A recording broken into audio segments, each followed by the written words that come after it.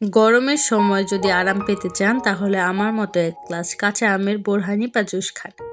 আর এরকম একটি ড্রিঙ্কস বানানোর জন্য প্রথমেই ঝড়ের সময় আম কুড়াতে হবে, কারণ বাজারে কাঁচা আমের অনেক দাম। সেই কুড়ানো আম ধুয়ে কেটে মিক্সিতে দিয়ে দিবেন।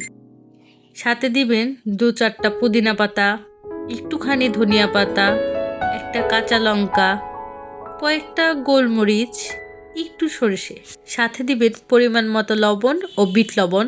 সাথে দিবেন একটু চিনি। সমস্ত উপকরণ দেওয়া শেষে দিয়ে দিবেন পরিমাণ মতো জল। জল দেওয়া হয়ে গেলে ঢাকনাটি ঢেকে ব্লেন্ড করে নিলেই হয়ে যাবে আপনার চটজলদি আমের বোরহানি বা আমের জুস। তারপর এরকম একটি গ্লাসে একটু লবণ আর শুকনো মরিচের গুঁড়া নিয়ে গ্লাসে মেখে একটু লেবু দিয়ে সাজিয়ে পরিবেশনা করতে পারেন আপনার আমের বোরহানি।